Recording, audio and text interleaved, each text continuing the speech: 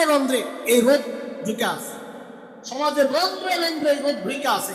এই গুনাহগুলারে গুনাহ মনে করতেছে না, ব্যক্তির জীবনের গুনাহগুলারে গুনাহ মনে করতেছে। এটা এক ভয়ঙ্কর অপরাধ। এই জন্য গুনার অনুভূতি যেন আমার দিলের মধ্যে থাকে, আমি গুনাহ করতেছি, এটা ঠিক না। তাহলে তওবা নসিব হবে। বাস, আমাদের কথা একটা পাঠ শেষ, এবার মূল পাঠে আসে। এখন এই গুনাহগুলোতে বাঁচতে চাই কিনা বলেন? বাঁচতে চাই, আমি তো চাই ইনশাআল্লাহ। আল্লাহ সবাইকে কবুল। হাত নামান, আপনার হাত তুলতে দিচ্ছি না। হ্যাঁ, আমার সাথে সাথে তাল মারলেন। এই তালটা যদি নবীজির সাথে মারতেন তো গোটা জীবনটা সুন্নত দিয়া সাইজা যেত। হ্যাঁ, সামনাসামনি থাকলে খুব তাল মারা যায় না। আল্লাহ আমাদেরকে সুন্নতের জিন্দেগি দান। কত মজার জিন্দেগি সুন্নতের জিন্দেগি। মানুষ যদি বুঝতো সুন্নতে কত মজা। আল্লাহ ভাইও, গুনাহ ছাড়তে চাই, এটা সবারই কথা। বিশেষ করে আমি তো Dhaka university, Dhaka college, city college, BUET এসব গুলোর মাঝখানে তো আমার জায়গা। এই কলেজ ইউনিভার্সিটির অনেক ছেলে পেলে আসে আমার কাছে, আমারে বড় হুজুর মনে করে না। ওই বড়দের কাছে যাইতে সাহস পায় না। আমি ছোট মানুষ তো ফুট করে আমার কাছে আইসা অনেক কথাবার্তা হয়। এখন দেখি দিনের উপর যারা চলতে চায় ওই ছেলেদের অনেকের এই একটা কথা, ওস্তাদ উনা তো ছাড়তে চাই কিন্তু ছাড়তে পারে। এই রোগ তো মহেশখালী নাকি, দেখি মহেশখালী নাকি মহেশপুর, এই রোগ তো মহেশপুরে নাকি, জেনে তো এই রোগ আছে। গুনাহ ছাড়তে চাই, গুনাহ ছাড়তে পারি না, এই রোগ আছে আসলে। কিরে ভাই, কথা কম আছে? আয় আল্লাহ, তো আমরা আমাদের বড়দের কাছে যাই, এই কথাগুলো আমরাও বলতাম, শেখ, উস্তাদ, হযরত গুনাহ ছাড়তে চাই, ছাড়তে পারি। আমাদের বড় হেসে হেসে বলতেন, আরে আমরাও আমাদের মুরব্বিদের কাছে এই কথাই বলতাম, হযরত গুনাহ ছাড়তে চাই, ছাড়তে পারি না। তাহলে বোঝা গেল সমস্যাটা নতুন না, এটা পুরান সমস্যা। যেহেতু পুরান সমস্যা, আমাদের বড়রা সমাধানও বের করে গেছে যে গুনাহ ছাড়তে পারো না তো কিছু বিষয় প্র্যাকটিস করো, কিছু বিষয় প্র্যাকটিস করো। এগুলা যত বেশি প্র্যাকটিস করবা, গুনাহ থেকে বাঁচা তোমার জন্য তত বেশি সহজ হচ্ছে। আমরা এইরকম দুইটা কথা আজকে আপনাদেরকে বলবো, যে দুইটা কথার উপর যদি চলা যায় তো ইনশাআল্লাহ, ইনশাআল্লাহ গুনাহ ছাড়া আমাদের জন্য সহজ হয়ে যাচ্ছে। আগে বলেন, ছাড়তে চাই কিনা? ছাড়তে চাই তো ইনশাআল্লাহ। হ্যাঁ, যদি ছাড়তে চাই তাহলে কাজে আসবে ইনশাআল্লাহ। দেখেন, এক নম্বর, দেখেন আমরা যখন কোনো অফিসে যাই, কোনো আদালতে যাই বা কোনো প্রতিষ্ঠানে যাই, ও সিসি ক্যামেরা থাকে। সিসি ক্যামেরা চেনেন না? সিসি ক্যামেরা, ভিডিও হচ্ছে, লাইভে সব দেখা যাচ্ছে, আমার রেকর্ডও হচ্ছে। তো অনেক অফিস আদালতে লেখা থাকে যে সিসি ক্যামেরা দ্বারা রেকর্ড হচ্ছে বা এই অফিসটা সিসি ক্যামেরা দ্বারা নিয়ন্ত্রিত, লেখা থাকে। ওই লেখাটার দিকে নজর পড়লে সবাই বুজুর্গ হয়ে আছে যে খবরদার, এখানে উল্টাপাল্টা কিছু করা যাবে না। আমি যা করতেছি দূর থেকে কেউ না কেউ দেখতেছেন, আমার রেকর্ড হচ্ছে, পরে আবার ঝামেলা হবে। সব ভালো মানুষ হয়ে আছে। আরে চোর যখন চুরি করতে যায়, সিসি ক্যামেরাটা দেখলে আসতে শুরু হয়। আবার অনেক চোর আছে সিসি ক্যামেরারে ভাঙতে যায়, ওই ভাঙ্গার সময় বলদ জানে না, ভাঙ্গার সময় যে সে রেকর্ড হয়ে গেছে আরেক জায়গায়, খবর নেই, পরে ধরা পড়ে। দোস্ত, দুনিয়ার সিসি ক্যামেরা দেখা আমি নিজেকে অপরাধ থেকে দূরে সরাই। দুনিয়ার সিসি ক্যামেরার শক্তির প্রতি আমার এতটা ভয়, অথচ এতটুকু অনুভূতি আমার নাই যে আমাকে প্রতি মুহূর্তে আল্লাহর নিযুক্ত করা একটা, দুইটা, তিনটা, চারটা, পাঁচটা না, আল্লাহর নিযুক্ত করা আটটা ক্যামেরা প্রতি মুহূর্তে আমাকে রেকর্ড করতেছে। কয়টা কয়টা বলে? আপনাদেরকে বোঝানোর জন্য সিসি ক্যামেরা বললাম। শরীয়তের ভাষা হচ্ছে, কোরআনের ভাষা হচ্ছে সাক্ষী। আমাদেরকে কয় সাক্ষী পাহারা দিচ্ছে? আমাদের প্রত্যেকটা কথা, প্রত্যেকটা কাজ ওই 8 সাক্ষী দ্বারা রেকর্ড হয়ে যাচ্ছে। সাক্ষীগুলো মনে রাখার জন্যে আমি কোরআন বা হাদিসের সিরিয়াল অনুযায়ী বলবো না, আপনাদেরকে বোঝানোর জন্য, মনে রাখানোর জন্য আমরা নিচের থেকে উঠতে থাকবো। নিচের থেকে এক নম্বর সাক্ষী জমিন, বলেন এক নম্বর সাক্ষী হাসরের মাঠে জমিন কথা বলবে। ইয়াউমা ইযিন তুহাদ্দিসু আখবারাহা, জমিন কথা বলবে আল্লাহ আমার উপর তারা সে গুনাহ করছে। এখন যদি গুনাহ করতে মন চায় এই জমিন ছাইড়া চলে যাবে, নাহলে জমিন তো সাক্ষী। জমিন ছাইড়া চলে যাওয়া সম্ভব? আল্লাহ তো চ্যালেঞ্জ করছেন এটা সূরা রহমানের মধ্যে, ইয়া মা'শারাল জিন্নি ওয়াল ইনস ইন ইসতাতা'তুম আন তানফুযু মিন আকতারিস সামাওয়াতি ওয়াল আরদ ফানফুযু লা তানফুযুনা ইল্লা বিসুলতান। ও জিন ও মানুষ, যদি সম্ভব হয় তোমার পক্ষে তো আসমান জমিনের এই বিশাল বিস্তৃত এই অঙ্গন থেকে তুমি বাইর হয়ে যাও। আল্লাহ বলেন আমি না চাইলে তুমি বের হও। কাজে জমিন ছাইরা যাওয়াও তো সম্ভব না। তো গুনাহ করার সময় একবার শুধু চিন্তা করেন, জমিন কিন্তু সাক্ষী। জমিনকে সাক্ষী বানান, জমিনকে সাক্ষী বানান। আপনার সুবহানাল্লাহ সাক্ষী, আপনার জিকিরের সাক্ষী বানান, আপনার সেজদার সাক্ষী বানান। ও দোস্ত, গুনার সাক্ষী বানায়। বলেন এক নম্বর সাক্ষীর নাম? সাক্ষী মোট কয়টা? এক নম্বর সাক্ষী মাশাআল্লাহ। দুই নম্বর সাক্ষী পা, বলেন দুই নম্বর সাক্ষী।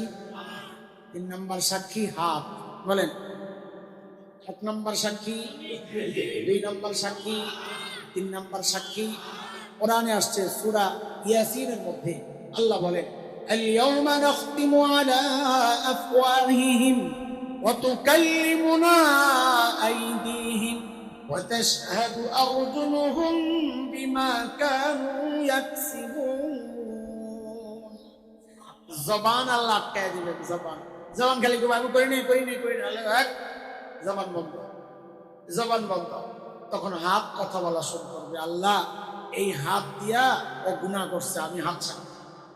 পা কথা বলবে, আল্লাহ এই পাও দিয়া হাইটা যাইয়া গুনাহ করছি, আল্লাহ আমি সাক্ষী। এই পা কথা বলবে, হাত কথা বলবে। কয় সাক্ষী গেল? বল এক নাম্বার, দুই, তিন, কয়টা গেল? আর আছে কয়টা? পাঁচটা। চার নাম্বার সাক্ষী আমার কান কথা বলবে। কান, কে? কান। পাঁচ নাম্বার সাক্ষী আমার চোখ কথা বলবে। চোখ।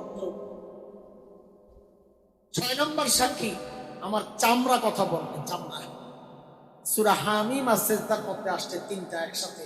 আল্লাহ বলে হাত্তা ইযা মা জাউহা শাহিদা আলাইহিম সামউহুম ওয়া আবসারুহুম ওয়া জুলুদুহুম বিমা কানু ইয়ামালুন। যুবক, এখন দুনিয়ায় তুমি হেডফোন লাগায় গান শোনো আর ভাবো দুনিয়ার কেউ তো শোনে না। আল্লাহ যেন সে আমারে তোমার হৃদয়টা বলতেছেন যে বান্দা, দুনিয়ার কারো শোনার দরকার নাই। যে কান দিয়ে তুই গুনাহ করতেছস, ওই কান তো আমার কাছে তোর বিরুদ্ধে সাক্ষী। ঘরের দরজা বন্ধ করে একা একা নষ্ট ছবি দেখতেছ আর ভাবতেছ দুনিয়ার কেউ তো জানে না, কেউ তো দেখে না। আল্লাহ যেন বলছেন কারো জানার দরকার নাই, কারো দেখার দরকার নাই। যে চোখ দিয়ে তুই গুনাহ করতেছস, ওই চোখই তো আমার কাছে তোর বিরুদ্ধে সাক্ষী। চামড়া যখন সাক্ষী দিবে, মানুষ অসহায়, কিরে চামড়া তোমার বিরুদ্ধে দিয়ে আমার, তোমার ব্যাপারে দিয়ে আমার কত পেরেশানি ছিল, ময়লা লাগে ধুয়ে দিছি, গমছি, সাবান লাগাইছি, আর তুমি আমার বিরুদ্ধে সাক্ষী দিলে। হ্যাঁ, মানুষ চামড়ার বিরুদ্ধে অভিযোগ করবে। ওয়াকালু লিজুলুদিহিম লিমা শাহিদতুম আলাইনা ক্বালু আনতাকানা আল্লাহুল্লাযী আনতাকা কুল্লা শাই। চামড়া বলবে ভাই আমার দোষ কি? যেই আল্লাহ চোখে কথা বলার শক্তি দিয়েছেন, যেই আল্লাহ কানকে কথা বলার শক্তি দিয়েছেন, হাত পাকে কথা বলার শক্তি দিয়েছেন, ওই আল্লাহ আমাকেও শক্তি দিয়া তোমার বিরুদ্ধে সাক্ষী দিতে হুকুম করছেন, আমি কি? কয় সাক্ষী করি? বলেন তাড়াতাড়ি বলেন, কয় সাক্ষী? ছয় সাক্ষী। আবার বলেন তো। এক নাম্বার বারবার বলাচ্ছি যেন সারাক্ষণ এগুলো মাথায় ঘুরে যে এই সাক্ষী একটা এই একটা গুনাহ করা যাবে না। এটা দিলের মধ্যে ঢুকাইতে পারলেই কথা না, গুনাহ করা যাবে না। গুনাহ এখন তো গুনাহ ছাড়া কঠিন, তখন গুনাহ করা কঠিন হবে ইনশাআল্লাহ। বলেন 1 নম্বর, 2, 3, 4, 5, 6। 6 নম্বর সাক্ষী। 7 নম্বর সাক্ষী হচ্ছে ফেরেশতারা, যারা আমাদের আমল লেখে। ফেরেশতারা কিরামান কাতিবিন না? হ্যাঁ, আচ্ছা একটু বলেন তো, কিরামান কোন কান্দে থাকে? ডান কান্দে। এইটা জানার জন্য তো জিজ্ঞেস করছি। আর কাতিবিন কোন কান্দে থাকে? বাম কান্দে। সুবহানাল্লাহ। হাইসান না, এটা সারা দুনিয়ায় ছড়ায় আছে এই খবর। আপনি হাইসা কি করবেন? ও ভাই, আপনার যে কিরামান রে ডান কান্দে দিয়া দিলেন, আর কাতিবিন রে বাম কান্দে দিয়া দিলেন। কাতিবিন মানে হচ্ছে লেখক। তো লেখক ফেরেশতারা কেউ বাম করে বাম পাশে পাঠাই দিলি তো খারাপটাই লিখবো খালি। না, দুইটা একই জিনিস। কিরামান মানে সম্মানিত, কাতিবিন মানে লেখকগণ। তো কিরামান কাতিবিন মানে সম্মানিত লেখক ফেরেশতাগণ। ডান পাশে যারা তারাও সম্মানিত, বাম পাশে যারা তারাও সম্মানিত। বুঝে আসছে কথা? দুইটা ভাগ করেন না কিরামান কাতিবিন। এটা কোরআনের কথা, সূরা ইনফিতারের মধ্যে আসছে। ফেরেশতারাও সাক্ষী দিবে আল্লাহর আদালত। হ্যাঁ, কয় সাক্ষী গেল? তাড়াতাড়ি একটু তাড়াতাড়ি পয়সা। এই 7টা যতদিন পড়ছি একরকম অনুভূতি ছিল আমার কথা বলছি, কিন্তু 8 নম্বর সাক্ষীরা যখন দেখছি কলিজা মোচক দিয়ে উঠছে। কেন জানে? কারণ দেখছি সবগুলো সাক্ষী বলার সময় আল্লাহর বলার ঢং ছিল একরকম। এই 8 নম্বর সাক্ষীটা বলার ক্ষেত্রে আল্লাহ দেখলাম ঢং পাল্টায় গেছে। কেমন জানি আল্লাহ খুব কঠিন হয়ে গেছে। হ্যাঁ, সেই 8 নম্বর সাক্ষী হচ্ছে প্রত্যেকের আমল নামা। বলেন কি? প্রত্যেকের আমল নামা হচ্ছে 8 নম্বর সাক্ষী।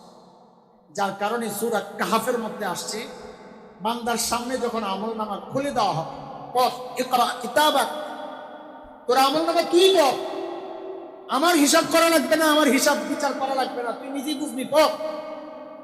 আল্লাহ বান্দার আমল নামা যখন খুলে দেওয়া হবে, আমল নামাটা দেখাই দিবে একটা চিৎকার। আমল নামা দেখাই দিবে একটা চিৎকার। দুনিয়ায় কত গুনাহ করছি, কোনো গুরুত্ব দেই নাই, ছোট গুনাহ মনে করছি, 5 কাটায় গেছি, হয়ে গেছে, শেষ, মুইছা আসি নাই পেছনে। এখন আমল নামা খুলে দেখি সব গুনাহ এখন সামনে। তখন বান্দা চিৎকার করতে থাকবে আর বলবে, মালি হাযাল কিতাব লা ইউগাদিরু সগীরা ওয়ালা কাবীরা ইল্লা আহসাহা। এটা কেমন আমল নামা? আমার একটা ছোট গুনাহ ছুটে নাই, একটা বড় গুনাহ। চিৎকার করতে থাকবে বান্দা। যখন চিৎকার করতে থাকবে আল্লাহ তাআলা তখন বলবেন, ধর আমল নামা ধর, আমল নামা তুই ধর। তা আমল নামা ধরবে, ডান হাত, বলে না এই হাত না, বাম হাত ধর। বাম হাত দিবে, বলে না এমনি না, পেছন দিয়া কলিজা ছিদ্র করে হাত বাইর করো, তারপরে দিবে। আয় আল্লাহ, কি এক অবস্থা! যেই হাতের মধ্যে আমল নামা দেওয়া হবে, হ্যাঁ, তখন বান্দা চিৎকার করতে থাকবে। সূরা হাক্কার মধ্যে আসছে, বান্দা চিৎকার করতে থাকবে, ইয়া লাইতানি লাম উতা কিতাবিয়া, আরে আমল নামা যদি আমারে না দেওয়া হইতো, ওয়ালাম আদরি মা হিসাবিয়া, আমি জানি না এখন আমার হিসাব কি হবে। ইয়া লাইতাহা কানাতিল কাদিয়া, আরে মৃত্যু পর্যন্তই যদি সব শেষ হয়ে যাইতো, এই কঠিন পজিশনে যদি আমার আশা না লাগে। মা আগনা আন্নি মালিয়া, ও দুনিয়ার টাকাওয়ালা, আজকে টাকা দিয়া বিচার পাল্টাও, সেদিন চিৎকার করতে হবে, মা আগনা আন্নি মালিয়া, আমার মাও তো আমারে বাঁচাইতে পারতেছে না। ও ক্ষমতার দাপট দেখাও যারা, আজকে ক্ষমতার দাপটে বিচার পাল্টাও, সেদিন চিৎকার করতে হবে, হালাকা আন্নি সুলতানিয়া, আমার ক্ষমতাও শেষ, এখন আমার উপায় কি হবে? বান্দা চিৎকার করতে থাকবে, আল্লাহ আযাবের ফেরেশতাদেরকে হুকুম করবে না, ওরে চুপ করা, এখন চিৎকার চেঁচামেচিতে কোনো লাভ নাই। তো কি করব? তো ফেরেশতাদেরকে আল্লাহ বলবেন, খুযুহু ফাগুল্লুহু সুম্মাল জাহিমা সাল্লু, এরে ধর, মেরি বড়া জাহান্নামে দাও। কি দিয়া টানবে? সুম্মা ফি সিলসিলা যারউহা ৭০ যিরাআন ফাসলুকু, ৭০ গজ লম্বা শেকল দিয়া পেঁচাবে। কেন আমার এই ছোট্ট বডিরে পেঁচাইতে ৭০ গজ লম্বা শেকলের দরকার? বলেন, ছোট্ট শেকল দিয়া হবে না। কেন? কারণ আযাব যেন ভালো মতো দেওয়া যায়, ওই জন্য আল্লাহ আমার বডিরে খুব বড় বানায়, যেন ভালো মতো মাইর দেওয়া যায়, বড় বানায়। শেকল দিয়ে পেঁচাবে। কেমনে পেঁচাবে? কে মনে করছে দুনিয়া যেমনি পেঁচা এইভাবে? আল্লাহ, হযরত ইবনে আব্বাস রাদিয়াল্লাহু আনহু বলে, পরে শেকল দিয়ে কেমনি পেঁচাবে জানো? হযরত ইবনে আব্বাস বলে, আল্লাহ শেকলের একটা মাথা নাকের ছিদ্র দিয়া ঢুকাইয়া পায়খানার রাস্তা দিত।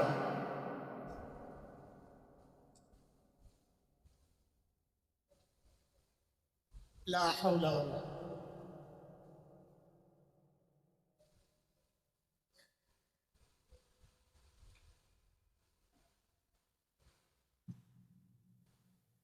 কি মনে করছেন ফালাইয়া দিলে তো পুইয়া শেষ হয়ে যাবো, আমার কাহিনী শেষ না?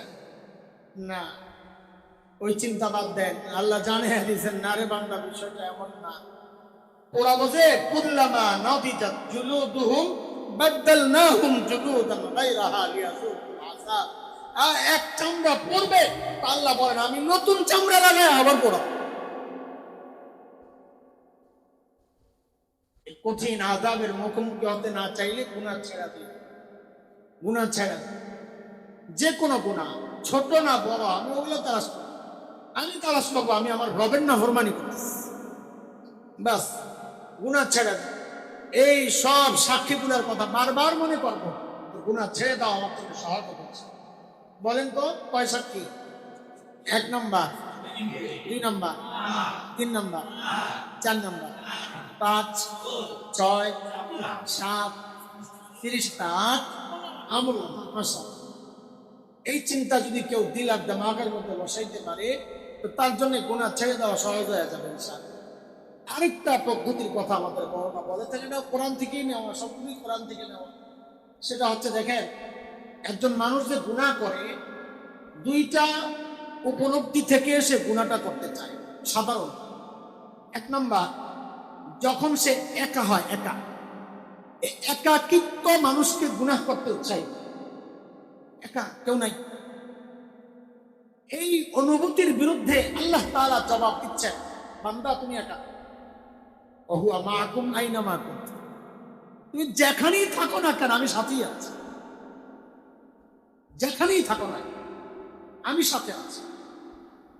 2 নম্বর যে অনুভূতি মানুষকে গুনাহ করতে উৎসাহিত করে, সেটা হচ্ছে, আপনি দেখবেন গুনাহ করার সময় মানুষ এদিক তাকায়, কেউ দেখলো কিনা, আমাকে কেউ দেখছে না, এই ভাবনা মানুষকে গুনাহ করতে উৎসাহিত। এই ভাবনার বিরুদ্ধে আল্লাহ জবাব দিচ্ছেন, আলাম ইয়ালাম বিআন্নাল্লাহা ইয়ারা, ও জানে না আমি যে তাকায় আছি। এই 2টা কথা বললাম, এবার একটা প্রশ্ন করি তো জবাব দিয়ে। আমরা যখন গুনার চিন্তা করি বা গুনায় জড়াই বা গুনার দিকে পা বাড়াই, দুনিয়ার কেউ না জানলেও, দুনিয়ার কেউ না দেখলেও একজন জানেন, দেখেন, তিনি কে? সবাই বলেন, আবার বলেন। জবাব সহি আছে, কিন্তু এই জায়গায় আমরা জবাবে আল্লাহ বলবো না। এখানে এই ক্ষেত্রে কি বলবো না, বলে কি বলবো, বলে এই প্রসঙ্গে আল্লাহ নিজের যে নামটা বলেছেন আমরা ওইটা বলবো। সেটা কি? সেটা হইল রব্বে কারীম। বলেন সেটা কি? বলেন সেটা কি? সূরা ইনফিতার, আম্মা পারা 5 নম্বর সূরা, 6, 7, 8 আয়াত, ওই সূরায় আসছে এটা। বান্দা যখন গুনার দিকে আগায়, তখন আল্লাহ তাআলা ওই বান্দাকে ডাকতে থাকেন। কি বলে ডাকেন? ইয়া আইয়ুহাল ইনসান মা গররাকা বিরাব্বিকাল কারীম। ও মানুষ, কারীম রবের ব্যাপারে তোরে কে ধোকায় ফেললো? আরে কার কাছ থেকে কি পায়া তুই তোর কারীম রব ভুলে গেলি? এভাবে ডাকতে থাকেন কে? রব্বে কারীম। বলেন কে? আমি আবার জিজ্ঞেস করি, আমরা যখন গুনাহ করি বা গুনার দিকে আগাই, দুনিয়ার কেউ না জানলেও, কেউ না দেখলেও একজন জানেন, দেখেন, তিনি কে? এখানে 3টা কথা বলবেন, জানেন, দেখেন, ডাকেন। বলেন, বলেন জানেন, কে কে দেখেন, আমি আয়াত বললাম, তর্জমাও করলাম, কিন্তু আমাদের দিলে ধাক্কা লাগে না। কেন লাগে না জানেন? ওই যে রব্বে কারিমের অর্থটা আমাদের কাছে স্পষ্ট না।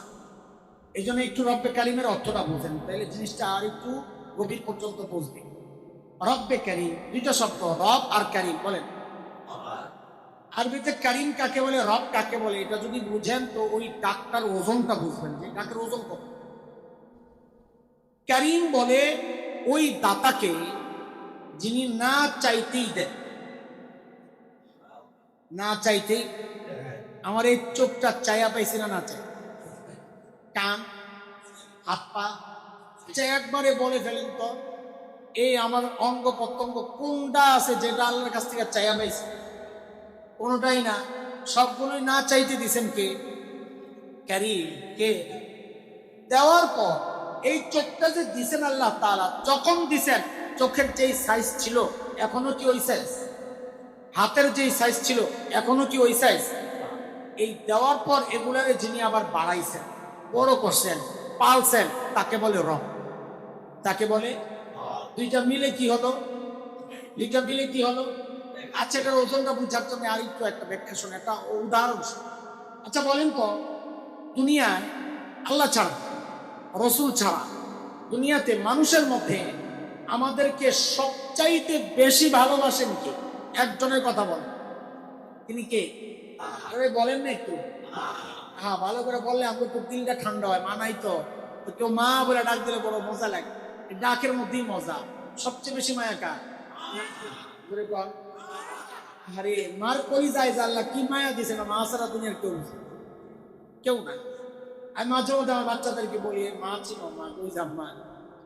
না গাদা, শোনো, দুনিয়া একমাত্র ব্যক্তি ঘরে খাবার যা আছে, ঘরে খাবার যা আছে, কোনো মা যদি মনে করে এখান থেকে আমি যদি একটু খাই তা আমার বাচ্চারা পেট ভরে খেতে পারবে না। দুনিয়ার সব মা তখন কি করে জানেন? একটা অভিনয় করে, অভিনয় যে আম্মুর না বমি বমি লাগতেছে, খাইতে মন চাইতেছে না, তোমরা খায়া নাও, আম্মু খাবো না। অথচ সারা রাত ক্ষুধায় কষ্ট পাইছে, প্রকাশ করে না। তার নাম, তার নাম কি? আরে মা, আরে মা। আমি মাহফিল শেষে যখন বাসায় ফিরতাম, মা জীবিত ছিলেন, তো বাসায় যখন যেতাম, বাসা 9 তলায় ছিল, তখন রাস্তার যখন ঢুকতো গাড়ি ওই দেখা যায়, 9 তলা থেকে দেখা যায়। তো মাঝে মধ্যে উপরে তাকাইতাম, কৌতূহল যে কেউ একজন দাঁড়াই রয়েছে, সবসময় যা দেখি। তো চাবি থাকতো, বাহির দিয়ে খোলা যায় তালা, ওই সিস্টেমে। ঘরে যখন ঢুকতাম রাত 2:30 3টা, কখনো আরো পরে, দুইটা দেখতাম বউ ঘুমাইতেছে, বাচ্চারা ঘুমাইতেছে। ভাই ঘুমের টাইমে ঘুমাবে, এটা তো কোনো অপরাধ না, ঠিকই তো আছে। কিন্তু একজন মানুষকে যায় প্রায় সজাগ পাইতাম, তিনি মা। কখনো দেখতাম জানালার কাছে দাঁড়ায় রয়েছে, রাস্তার দিকে তাকায় রয়েছে। কখনো দেখতাম অস্থির ঘরের মধ্যে পায়চারি করতেছে, কখনো সেজদায় পড়ে আছে, কখনো দোয়ায় কাঁদতেছে। মাঝে মধ্যে যায় জড়াইয়া ধরতাম, আম্মা ঘুমান না। বলতেন কি, বাবা রে বাইরে যতক্ষণ থাকো আমার তো ঘুম আসে না। এর নাম কি? হ্যাঁ, আরে ওই জন্যই তো ওলামায়ে কেরাম মা আর বাবার কিছু মাসআলা আলাদা করছে। মা আর বাবার কিছু মাসআলা আলাদা করছে। যেমন একটা মাসআলা তো এমন, কোন সন্তান যদি মা বাবার আগে মারা যায়, যেতে পারে না। কোন সন্তান যদি মা বাবার আগে মারা যায়, তো মাসআলা হইল, বাবা সন্তানের লাশের পেছনে পেছনে যেতে পারে, বাবা সন্তানের কবরেও নামতে পারে। কেন? বাবার পরিচয় কি মায়া দয়া নাই? বলেন। বাবাও চিৎকার করে করে কান্না করবে, কিন্তু বাবাকে আল্লাহ শক্তি, সামর্থ্য, মনোবল দিচ্ছেন, বাবা সন্তানকে শোয়া কান্না করতে করতে হলেও উপরে উঠতে পারে। কিন্তু কোনো মায়ের জন্য সন্তানের লাশের পেছনে যাওয়া চলবে না, কোনো মায়ের জন্য সন্তানের কবরে নামা চলবে না। কেন? দুনিয়ায় এমন কোনো মা নাই যে মা সন্তানকে দাফন করার জন্য কবরে নেমে সন্তানকে শোয়া আবার সুস্থ অবস্থায় উপরে উঠবে, এমন কোনো মা নাই। সন্তানকে শোয়া নিজেও শুয়ে পড়বে। হ্যাঁ, আচ্ছা একটু চিন্তা করেন তো, এই যে মার কলিজায় এত দরদ আর মায়ার মমতা, কারণটা কি বলেন তো? মা আমার 2 চোখের 1 চোখ বানাইছে, হ্যাঁ, 2 হাতের 1 হাত বানাইছে, 2 পায়ের 1 পা বানাইছে। আরে ভাই বলেন, একবারে বলে ফেলেন, আমার শরীরের কোন অংশটা আমার মা বানাইছে? বলেন। কিচ্ছু না। কিছু পশম, একটু পশমও না, মা কিচ্ছু বানান নাই, কিচ্ছু না। আয় আল্লাহ, কিচ্ছু বানান নাই। অল্প কয়েকদিন পেটের মধ্যে ধারণ করছে, হওয়ার পর লালন করছে, তাতেই মার কলিজায় এত মায়া। মা কিচ্ছু বানান নাই, মা আমার কিচ্ছু বানান নাই, তাতেই মার কলিজায় এত মায়া, এত মায়া, এত মায়া।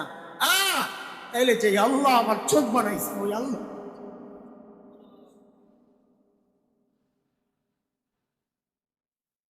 যে আল্লাহ আমার হাত পাও বানাইছে, ওই আল্লাহ, যে আল্লাহ আমার এত এত নিয়ামত দিয়ে বাঁচাই।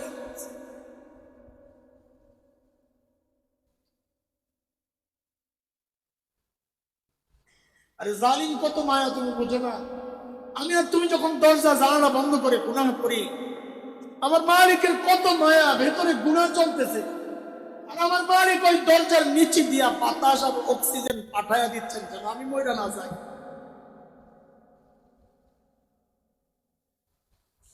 বুঝতো? আমি একটু যখন গুনার দিকে আগাই না, তখন মালিক এই মায়ার কথাগুলা মনে করায় কয়া দিয়া দিয়া ডাকতে থাকেন, কি ইয়া আইয়ুহাল ইনসান মা গররাকা বিরাব্বিকাল কারীম। এরে বান্দা, যে চোখটা দিয়া গুনাহ করতেছস, ওই চোখটা আমি দিছি, আমি দিছি, না চাইতে দিছি। যে কান দিয়া গুনাহ করতেছস, ওটা তোর গায়ককারীকে বানায় নাই, আমি আল্লাহ দিছি, না চাইতে দিছি। যে হাত পাও দিয়ে গুনাহ করতেছস, আমার পাওয়া, আমার পাওয়া। আর জালিম যে জমিনে দাঁড়ায় গুনাহ করতেছস, ওই জমিনটাও আমার। মা গররাকা বিরাব্বিকাল, বলে রব কারীম তো ওই জাতকে বলে, ওই সত্তাকে বলে, যিনি না চাইতে দেন। আপনি না চাইতে কি দিচ্ছেন, আল্লাহ যেন জবাব দিচ্ছেন, আরে জালিম তুই তোর চেহারার প্রতিকে তাকায় দেখ কি দিছি। আল্লাহ যে খালাকাকা ফাসাওয়াকা ফাআদালাক, আরে তোর মতো সুন্দর করে আমি কাউরে বানাই দিই। দেখ কি সুন্দর দুটা চোখ লাগায়, চোখ লাগায়। ধুলাবালি পড়বে আমি জানি, ওই জন্য ঝাড়ুও লাগাই, ওটা পরিষ্কার করে ফেলে না বলে। তুই যখন ঘুমায়া যাস, চোখগুলা অনিরাপদ হয়ে যায়, আমি আল্লাহ উপর দিয়ে একটা ঢাকনা লাগাই, ওটা নিরাপদ করে দিই। আর তুই জানেন ওই ঢাকনাটা খোলার সাথে সাথে মোবাইলটা লইয়া কামড়ে আসে। হ্যাঁ ও যুবক, কি হিসাব দিবা আল্লাহর কাছে ভাই? আরে হিসাবটা কি দিবা বাবা? জবাবটা কি দিবা? এই চোখের নিয়ামতের জবাব কি দিবা বাবা? এই কানের নিয়ামত আর এই জবানের নিয়ামত, তোমার এই হায়াতের নিয়ামতের জবাবটা আল্লাহর কাছে কি দিবা? কোন কামে লাগাইছে? হ্যাঁ, কোন কামে লাগাইছে? পুঁজি কি তোমার?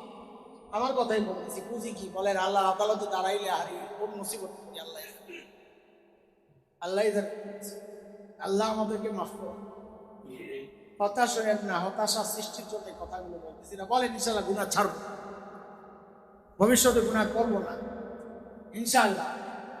আজকের সবক, ভবিষ্যতে গুনাহ না করার জন্য এই প্র্যাকটিস গুলো করবো। খালি চিন্তা করবো, এই যে সাক্ষী খালি ছাড়ো দিকে কেমনে গুনাহ করবো, ও আমার ডাকতেছেন, আমার রব তাকায় আছে না, ডাকতেছে। এই দুইটা জিনিস বারবার চিন্তা করি, যখন গুনাহ ছাড়া সহজ হয়ে যাবে। আচ্ছা গুনাহ তো করবো না, এই ওয়াদা করলাম, কিন্তু গুনাহ যেগুলা করছি এগুলোর কি অবস্থা?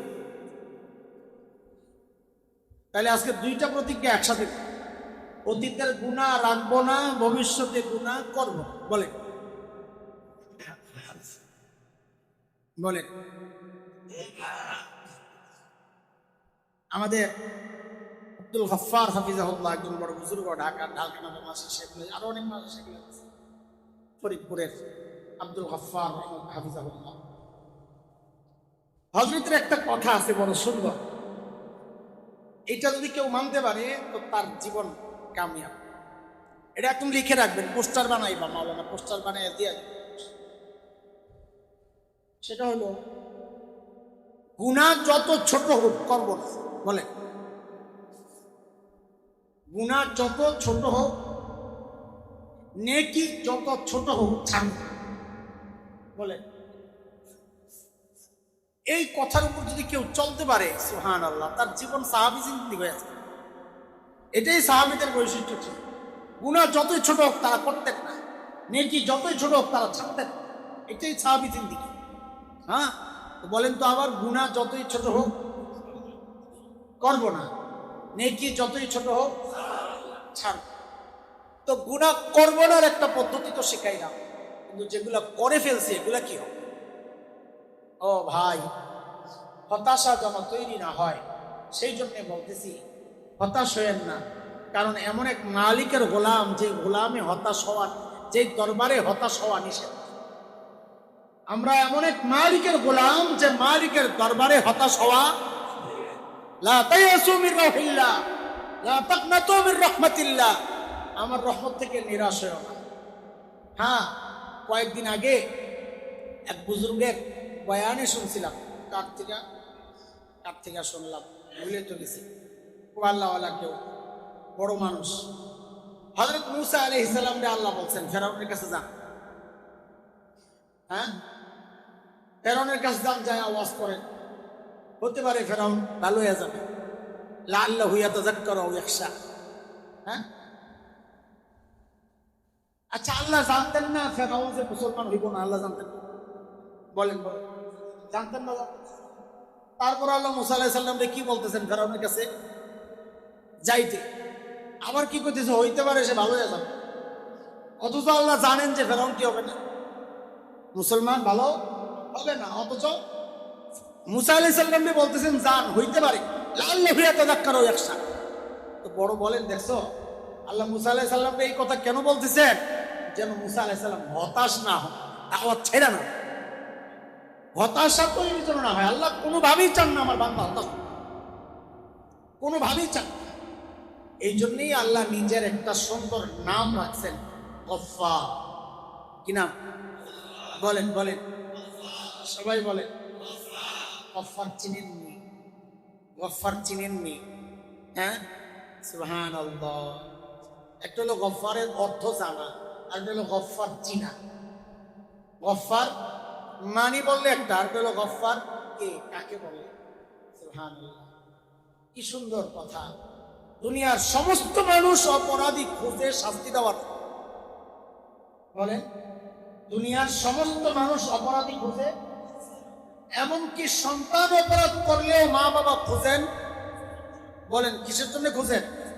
শাস্তি দেওয়ার জন্য। গফফার ওই মালিকের নাম যিনি অপরাধী খুঁজেন মাফ করার জন্য। প্রতি রাতে শেষ রাতে আইসা ডাকতে থাকে। হ্যাঁ, আলা মিন মুস্তাগফিরিন ফাগফির লাহ।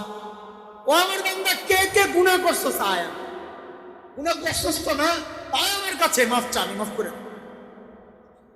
এখন আমার মতো হতাশ বান্দা যদি জানতে চায়, ও আল্লাহ আমার গুনাহ তো অনেক, আপনি মাফ করবেন কত? আল্লাহর পক্ষ থেকে যেন জবাব আসতেছে, বান্দারে তুই গুনাহ করছস যত, মাফ করবেন কত? আল্লাহ মাফ করবেন কত? বলে যত গুনাহ মানে কত, আমার তো বেশি। আল্লাহ নবী আলাইহিস সালামকে দিয়া বলাইছেন, হাদিসে কুদসি এটা, যে আমার বান্দাদেরকে জানায়া দেন ওদের গুনার পরিমাণ যদি সারা দুনিয়া ভরতে ভরতে ভরতে ভরতে আসমানে যায় না।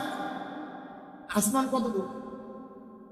আরে নক্ষত্রগুলোর দূরত্ব বিজ্ঞানীরা আবিষ্কার করছে লক্ষ লক্ষ কোটি মাইল দূরে। আসমান কত দূর আবিষ্কার থাক দূরের কথা, এখন পর্যন্ত কল্পনাও করতে পারে না। আল্লাহ বলেন আমার বান্দার গুনার পরিমাণ যদি সারা দুনিয়া ভৈরা ভরতে ভরতে ভরতে ভরতে আসমানে যাওয়াও লাগে, এরপরে যদি বান্দা দিল থেকে তওবা করে আমার কাছে যদি মাফ চায়, হাদিসের শব্দ লা উবালি, আমার কোনো পরোয়া নাই, আমি তার সাথে সাথে মাফ। এমন রব থাকতে, এমন মালিক থাকতে গুনাহ নিয়ে ঘুমাইতে যাওয়ার কোনো বোকামি আর কি আছে? বলেন, আজকের এই মজলিস ছাড়ার আগে আমরা গুনাহ মাফ করে যাব। খুব কষ্ট না এটা? আরে ভাই খুব কষ্ট না? আমি কতটা খারাপ, দেখেন আমি নিজেই নিজের মাঝে মাঝে ধিক্কার দিই যে আমার কতটা অসৎ। আমি আমার জুতারে ময়লা লাগলে আমি ধোয়ার জন্য অস্থির হয়ে যাই। কিরে ভাই, অথচ কলবের ময়লা নিয়ে ঘুমাইতে যাই। তার মানে আমি জালেমের কাছে আমার জুতার দাম আমার কলবের চেয়ে। আমি কত খারাপ, আমার জুতার দামও আমার কলবের চেয়ে বেশি আমার কাছে। চোখে একটু ময়লা লাগলে পানির ঝাপটা লাগাই, কাপড়ে ময়লা লাগলে ধুয়ে লাই, অথচ কলমের ময়লা নিয়ে চলতেছি, কোনো খবর নাই। অথচ এই কাপড়ের ময়লা ধোয়াচ্ছে, জুতার ময়লা ধোয়াচ্ছে, কলমের ময়লা ধোয়াচ্ছে আরো সহজ। পুরান ময়লা অনেক সময় ওঠে না, ময়লা বসে যায়, ঠিক না? অথচ কলমের ময়লা গুলা যদি পুরান শত শত বছরের গুণাও হয়, ওইটা যদি খালি একটা ধাক্কা লাগা, এক ফোঁটা চোখের পানি দিয়ে যদি ওই কলমটার একটু ভিজানো যায়, আয় মালিক। নবীজি সাল্লাল্লাহু আলাইহি ওয়াসাল্লাম বলে ওই কলমটা এত পরিষ্কার হয়ে যায় যেন ইনটেক কলম ছিল, সে কোনো গুনাহ যেন করে না। আর তাই মুমিনা যামবি কামান লাযাম, কোন গুনাহ যেন করে না। এত সহজ বিষয়টা কেন করছে? গুনাহ করা কঠিন, গুনাহ বোঝা সহজ। বলেন, গুনাহ করা আরে করতে তো লাগছে 50 বছর, মুছতে লাগবে 1 মুহূর্ত। করা কঠিন, বোঝা সহজ।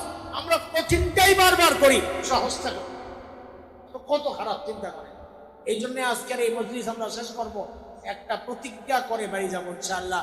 সেটা কি? অতীতের গুনাহ রাখবো না। বলেন, কি দিয়া মুছবো?